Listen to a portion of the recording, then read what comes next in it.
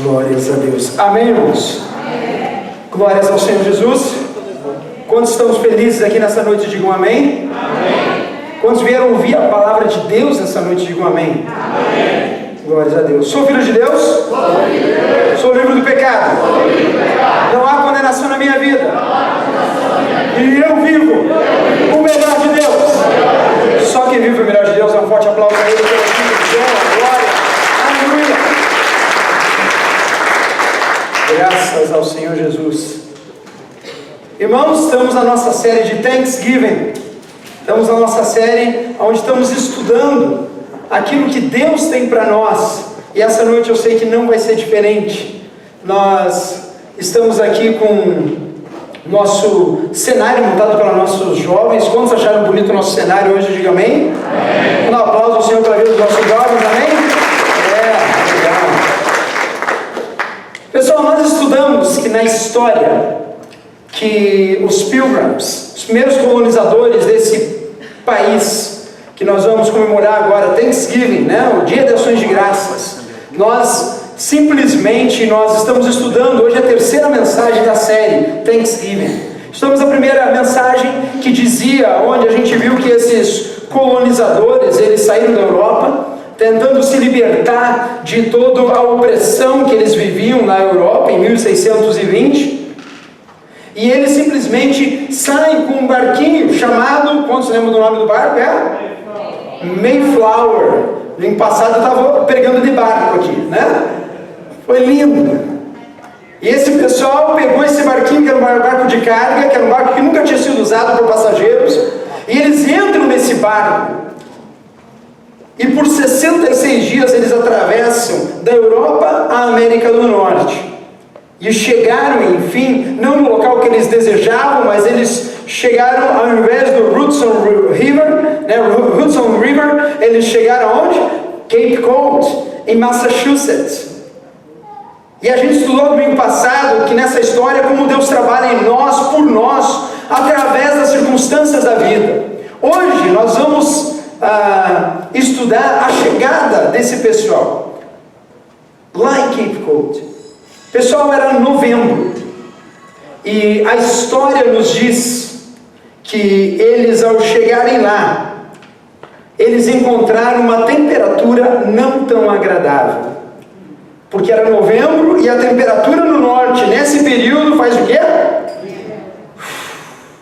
Frio. Eles chegaram em 1620 e chegaram exatamente no começo do inverno.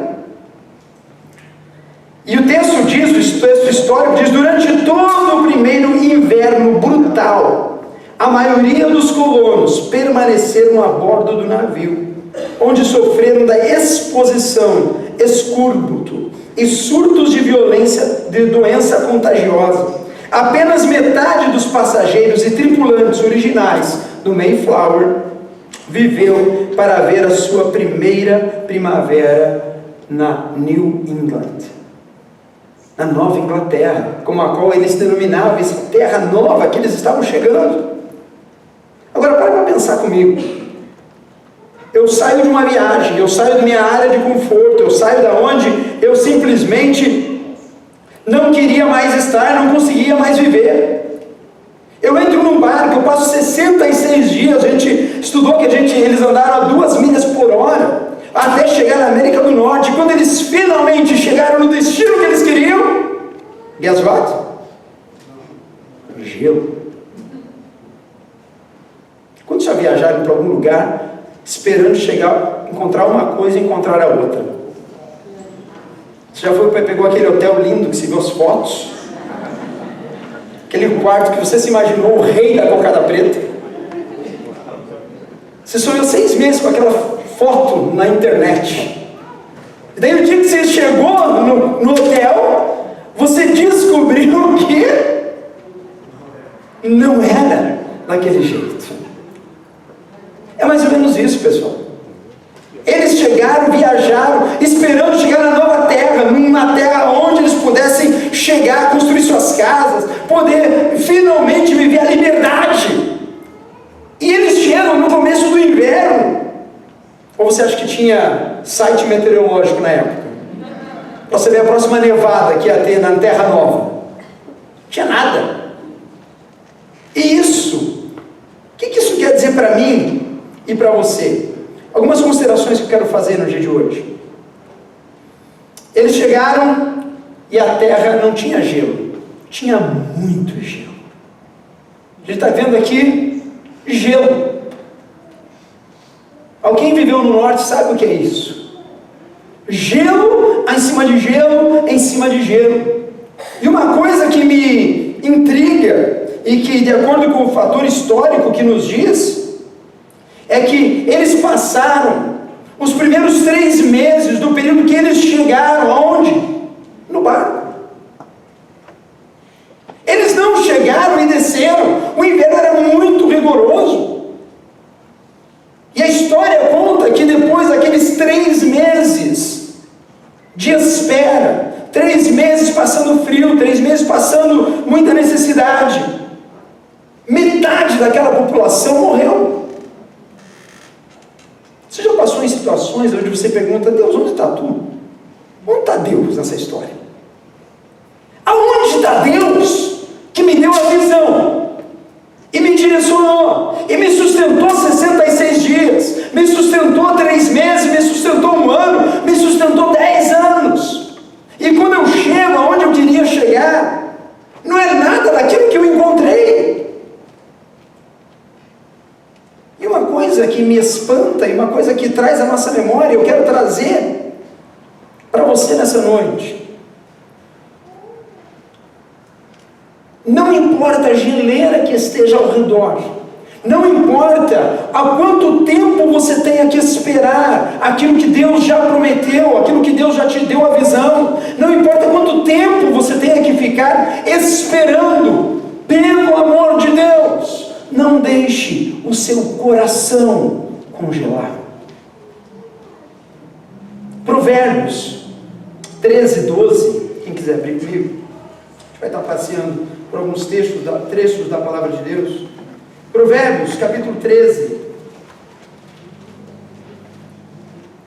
no versículo 12, diz assim: a esperança que se retarda deixa doente o coração. 13, 12. A esperança que se retarda deixa doente o coração, mas o anseio satisfeito é a árvore da vida. Pessoal, alguém já cansou de esperar alguma coisa que você realmente esperava? Só eu e 2, 3 aqui na igreja. O resto, todo mundo teve na hora que quis, né?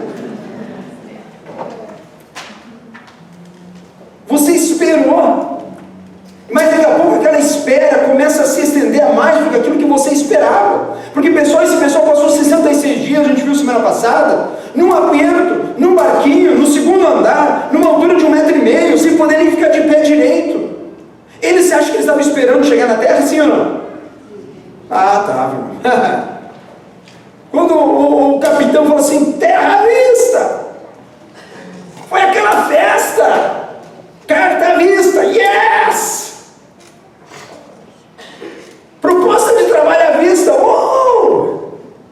Possível contrato à vista, yes! Mas daí quando chegou, e quando se abriu, e quando você foi fechar, e quando você foi dar o próximo passo, não aconteceu do jeito que você gostaria. Esse pessoal chegou na terra, eles atravessaram o mar, mas quando chegaram tinha gelo. E vou te falar, eles não conseguiram descer do barco, porque não havia como fazer nada no meio de tanto gelo. Como ficou o coração desse pessoal de novembro até março? A Bíblia fala que a esperança tardia, quando a gente espera muita coisa, quando a gente fica muito tempo na espera de algo, o nosso coração adoece, pessoal. Eu não sei falar para você quantas pessoas eu já cruzei que o coração está doente, não acredita mais em Deus, não acredita mais em pessoas. Em brasileiro nem bota conta, né? Deixa do lado. Não acredita mais que vai haver uma esperança, não crê mais que as coisas podem melhorar. Tem mulher que acha que o marido nunca mais vai melhorar. Tem marido que olha para a esposa e acha que nunca vai melhorar. Tem gente que olha para a sua situação financeira, sua situação profissional e acha que não vai melhorar. Por quê? Porque esperou muito tempo a bênção se manifestar, as coisas acontecerem, e daqui a pouco parece que o coração começa a ficar endurecido, gelado, petrificado. Pessoal, isso não é uma novidade. Isso não é uma novidade quando a gente olha para a palavra de Deus. Acabou aqui? Foi? Usou?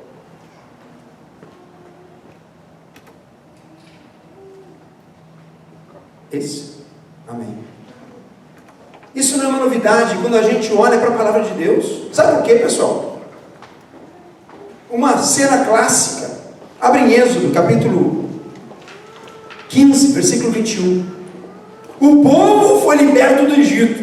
O povo viu milagres de Deus.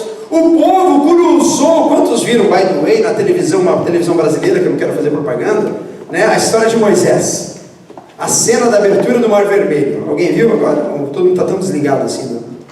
Né? 1, 2, 3, 4 só aqui viu. Mas que cena linda, né?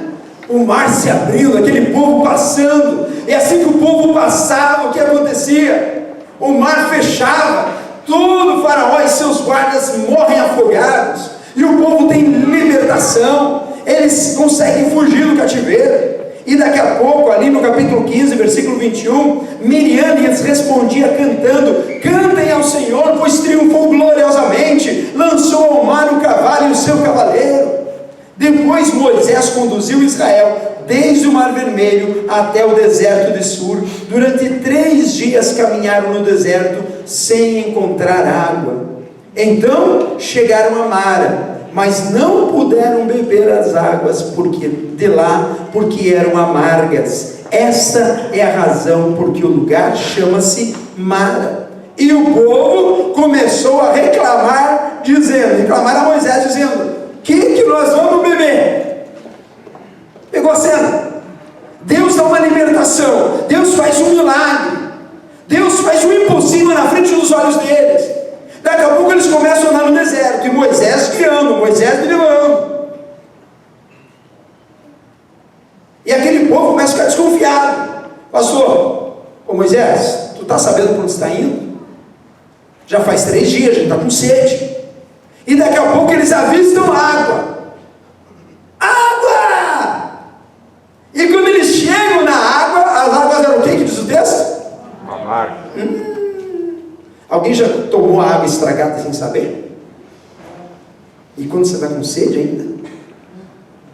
Você olha aquilo lá, deve ser uma delícia, estou morrendo de sede. E quando ele chega lá, não era aquilo que se esperava. O povo, como muitos de nós, muitas vezes, começa a reclamar. Pessoal, em horas difíceis, em horas de tensão, em horas de espera, não murmure, não reclame, não duvide da mão poderosa de Deus. Na hora da tensão, não duvide, porque Deus é Deus, com água ou sem água. Deus é Deus com neve ou sem neve. Deus continua sendo Deus. Apesar de eu passar muitas vezes por momentos de espera. E não deixe o seu coração congelar devido à espera, pessoal. Porque quando o coração congela, eu não amo mais. Quando o coração congela, eu começo a olhar o branco, as neves caindo dia após dia, dia após dia. E daí o meu coração perde a esperança. E eu começo a ver, como no caso dos Pilgrims, talvez começou a morrer um, outro começou a ficar doente, as coisas começaram a entortar, as coisas começaram a não andar do jeito que era para andar. E daí veio o Natal. Já parou para pensar no Natal desse pessoal dentro do barquinho? Você acha que teve aquela árvore bonita que está na tua casa?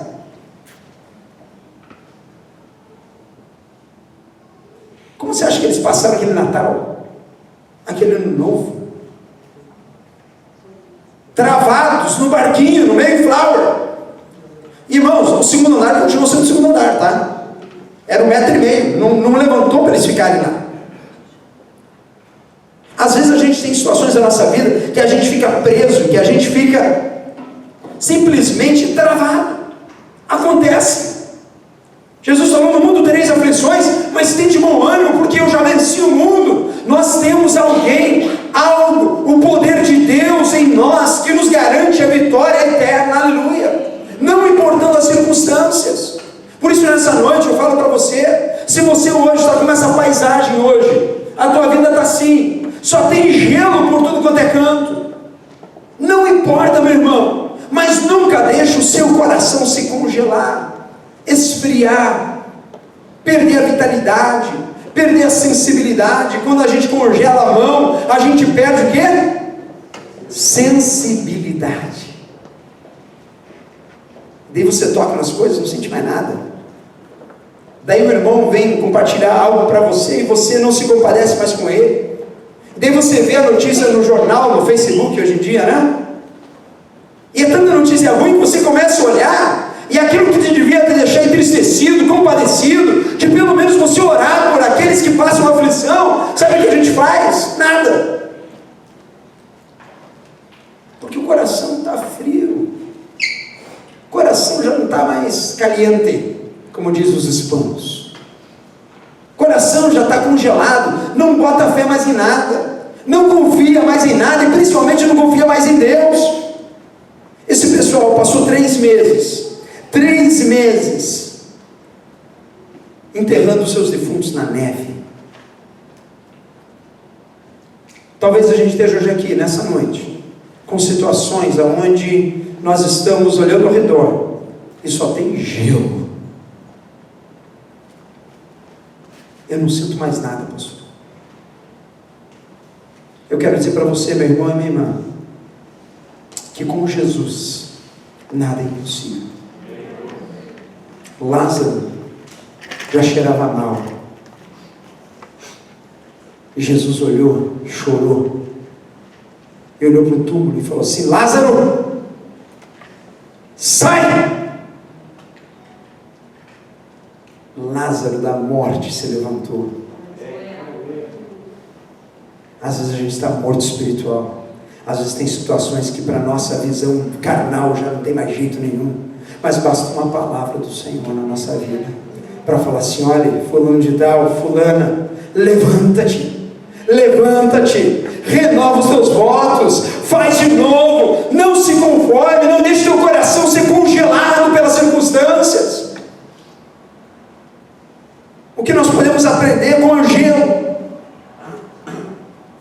Que mesmo diante das tragédias, mesmo diante das coisas mais absurdas, mesmo diante de um período extenso, aonde a gente não vê brotar nada da terra, não dá fruto, como Abacuque diz, ainda que a figueira não floresça, nem haja fruto na vide, ainda que nos currais não haja gado, e não haja plantação, onde tudo acabou, ainda assim, eu louvarei e bendirei ao Deus da minha salvação. Ele é o meu refúgio, Ele é a minha fortaleza.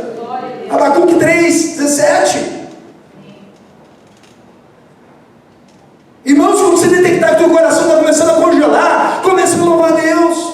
Quando você começar a achar que nada está mais dando fruto, comece a orar a Deus. Quando você achar que as coisas não estão mais acontecendo do jeito que era para acontecer, e a coisa está demorando muito, não deixe que a tua esperança morra, em nome de Jesus. Volte para a palavra, volte para a palavra, volte para o Pai. Lembre quem você é em Cristo Jesus, lembre quem te fez, quem te criou e quem é o capitão da tua vida, amém? Amém. Quando tem Jesus como capitão do seu barco, diga amém. Amém. Oh, aleluia. Mas pastor, meu barco está parado no gelo já faz uns 3 anos, filho. Você está falando de 3 meses, mas no meu caso já faz 10 que eu tenho minha situação. Não importa, irmão. Para Deus não existe tempo, sabia disso? Nós temos noção de tempo. A Bíblia fala que para Deus 1000 anos é como um dia é como 1000 anos. Aquilo que para a gente é muito, para Deus não é nada. Deus é atemporal. E em nome de Jesus, nessa noite eu quero trazer à tua memória aquilo que te pilgrims, eles passaram 3 meses, eles tiveram perdas, eles tiveram talvez pais, filhos, crianças que adoeceram por causa do frio extenso, pela falta de proteção, na época de uma doença de navegantes de barco, da qual eles não tinham imunidade, eles começaram a ficar ruim, e eles faleciam. Metade da tripulação morreu naquele inverno. Talvez você esteja hoje à noite aqui, e talvez metade dos teus bens morreram no inverno. Talvez metade dos seus relacionamentos morreram no inverno. Talvez metade da sua esperança ficou perdida em algum lugar na tua visão de imigração para os Estados Unidos. Talvez em algum lugar, mais da metade do teu ministério ficou em algum lugar no Brasil. Na época que eu tinha tempo, na época que eu tinha fogo de Deus, na época que eu queria mesmo trabalhar para Jesus. Mas eu quero dizer uma coisa para você: o inverno passa. Aleluia. O inverno passa. E quando ele passa, tudo se faz novo. Quando o inverno passa, toda essa geleira que a gente vê, ela começa a se desmanchar na frente dos nossos olhos. E a gente começa a ver brotar. Começa a ver brotar os frutos das sementes que uma vez morreram. E a gente começa a ver a natureza se levantar novamente. Esse pessoal, em março, eles puderam presenciar, sair do barco, aleluia! Eles saíram do barco. E eu fiquei me perguntando para Deus: Senhor, quantas pessoas hoje precisam ver o sol brilhar na sua vida? Quantas pessoas hoje, na Graça Fellowship, que estão sentadas neste local, nesse período, ouvindo essa história, vendo essa neve baixar e se enxergando nessa tela hoje, e olha assim, não, olha, a minha vida está como essa tela hoje, é neve para tudo quanto é lado. Sabe o que é o bonito da história com Deus?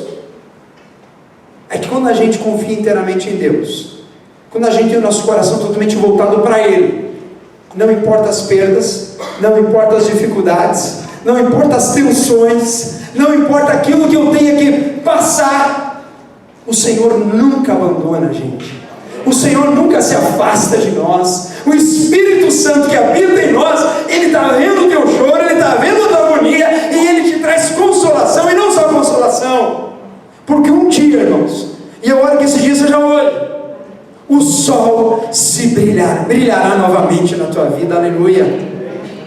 A história segue. Em março, os colonos remanescentes desembarcaram em terra, onde receberam uma visita surpreendente. Quantos gostam de surpreendente? Que levanta a mão. Hã? Oh Jesus, aquele cheque que você não esperava, bateu na conta. É assim? Quando já passaram por isso? Pô, não esperava, de repente liga o irmão: estava orando aqui, senti de Deus de depositar 5 mil na sua conta hoje. Você nunca experimentou isso, irmão? Quer experimentar? Fala um amém por fé, pelo menos.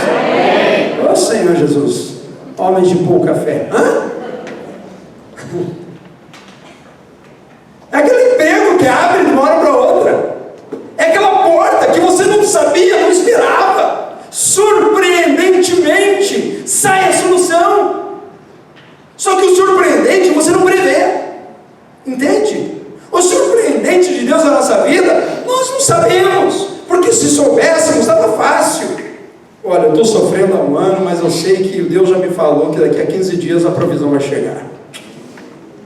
Deus não faz isso. Deus, Ele quer filhos que tenham dependência total nele, com Ele, para Ele. Deus quer filhos que se apaixonem por Ele, por aquilo que Ele já fez na cruz do Calvário há 2000 anos atrás, e para pessoas que experimentem o mover de Deus. O surpreendente é que nem essa neve que sumiu agora. Cadê a neve, você? Sumiu. Bastou um toque de alguém no computador, ele sumiu.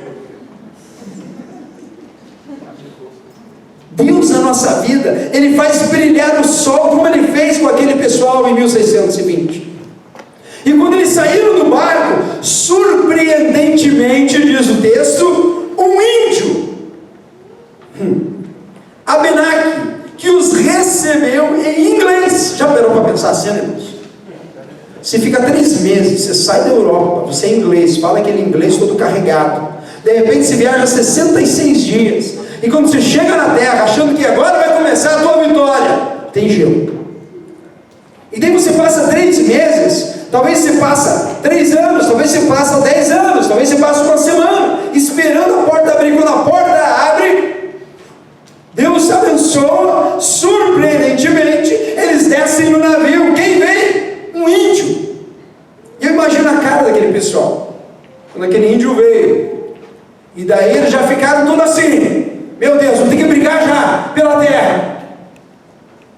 E daí o índio chega na frente, hello, how are you? I'm here to help you. Hã?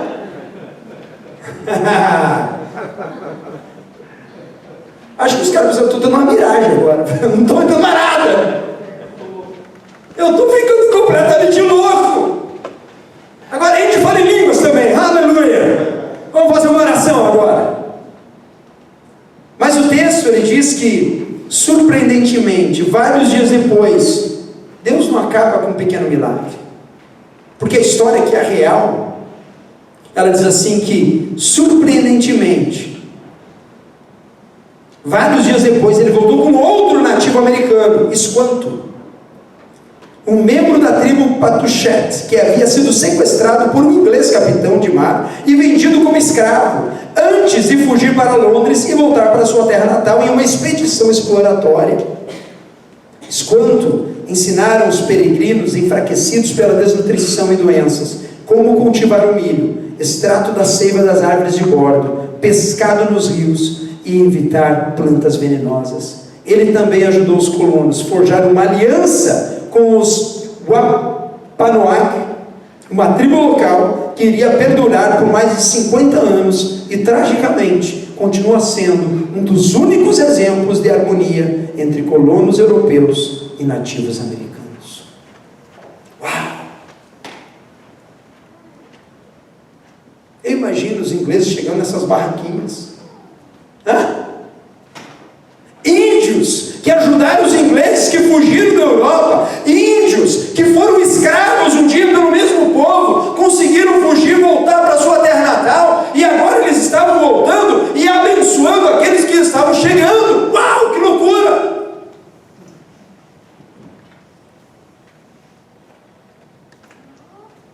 Deus usa as coisas loucas desse mundo para confundir as sábias. Deus usa a tua vida, irmão. Deus usa as circunstâncias. Mas o que eu tenho que fazer? Não deixar meu coração endurecer, não deixar o meu coração petrificar, porque uma hora ou outra, na vontade do Pai, na estação correta, irmão, a neve vai passar, o sol vai brilhar e os frutos virão em nome de Jesus. A tua oração não é perdida, a tua oração não é em vão, o teu trabalho no Senhor não é em vão, o teu coração comprometido com o Senhor não é em vão, aleluia. O meu trabalho, o teu trabalho, é lembrar disso todo dia, é lembrar disso toda hora, é voltar o meu pensamento para Deus. Falei, Senhor, eu posso estar num momento onde eu estou vivendo uma geleira eterna na minha vida, a minha oração, o meu clamor, parece que nada acontece, mas em nome de Jesus eu quero te dizer hoje, não deixe o seu coração endurecer, não deixe o seu coração ser dominado pela frieira que está ao redor, pela geleira que está ao redor, mas mantenha o seu coração aquecido na palavra de Deus, mantenha o seu coração aquecido na esperança do Senhor Jesus. Salmo 37, versículo 1 em diante, diz assim: não se aborreça por causa dos homens maus e não tenha inveja dos perversos, pois como o capim logo secarão e como a relva verde logo murcharão. Confie no Senhor e faça o bem, Assim você habitará na terra e desfrutará segurança. Deleite-se no Senhor e Ele atenderá os desejos do seu coração. Entregue o seu caminho ao Senhor, confie nele e Ele agirá. Ele deixará claro como a alvorada que você é justo e como o sol do meio-dia que você é inocente. Amém e amém. O problema, pessoal, é que confiar no Senhor requer a gente entregar o leme da nossa embarcação completamente, como a gente viu semana passada. Descansar em Deus quer dizer que o nosso coração ele tem que estar calmo. Nosso coração tem que estar aliviado. O meu esposo não tem culpa das minhas tensões, a minha esposa não tem culpa das minhas faltas de confiança. Os meus filhos não têm culpa de eu não estar integralmente conectado com o Senhor e descontar às vezes neles. Deus não tem culpa, porque Deus continua sendo Deus. Davi ele escreve assim: confia no Senhor, deleite-se no Senhor. Deleitar no Senhor, irmãos, é aproveitar a presença de Deus, é aproveitar o momento com o Senhor, porque o surpreendente de Deus, ele vai acontecer. Ouça o que eu te digo, Deus é mestre em fazer a gente ficar surpreendido. Esses colonos chegaram, depois de 66 dias, eu não sei quanto tempo eles passaram na Europa tentando achar uma fuga, tentando achar um momento para eles acharem um lugar onde eles pudessem cultuar a Deus em livre, sabe, com o coração livre. Eu só sei que a história nos diz que eles passaram essa viagem, e quando eles chegaram, aquilo que eles queriam não aconteceu. Talvez na tua vida hoje seja a mesma coisa. Talvez você saiu do Brasil, talvez você começou um relacionamento, talvez você começou um projeto de vida, e quando você chegou aqui, não aconteceu do jeito que você queria. Eu não vou perguntar de volta porque vai ser redundância, né? Semana passada eu perguntei: quantos planejaram uma coisa e quando chegaram aqui foi completamente diferente? A igreja inteira levantou a mão, né? Mas o foco não é se vai ser diferente ou não, porque vai ser diferente. O foco é no momento do inverno eu conseguir manter o meu coração sem ficar congelado.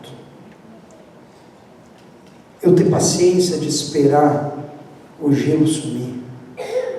Eu ter a confiança em Deus, em olhar ao redor. Eu falei: Senhor, hoje eu não posso construir a minha casa, mas amanhã vai ser melhor. Jesus, nos teus braços, Pai, eu posso confiar integralmente. Pai, eu vou fazer que nem o salmista, eu vou confiar no Senhor de todo o meu coração. Pai, eu quero fazer como o Senhor tem falado comigo. Jesus, eu quero, mesmo que eu tenha tido perdas no inverno, Deus, a hora que eu descer, a hora que eu começar o meu projeto, o teu surpreendente, Senhor amado, vai agir na minha vida. Eu não sei qual índio que o Senhor vai providenciar para mim. Quantos querem índios na sua vida? Levanta a mão. Eu quero uns índios desses assim, surpreendentes de Deus na minha vida. Aonde eu chego, você: rapaz, tu fala inglês, você fala português, e a pessoa olha para você e fala assim: eu vou te ajudar, eu vou te abençoar, eu vou te ensinar a cultivar nessa terra, eu vou fazer você sobreviver o ano todo, porque eu sou daqui. O índio fala para aqueles londrinos, ele fala assim: olha, a gente vai ensinar vocês como trabalhar nessa terra, a gente vai dar os caminhos das pedras nesta terra. Deus já nos deu os privilégios de ser índio para muita gente.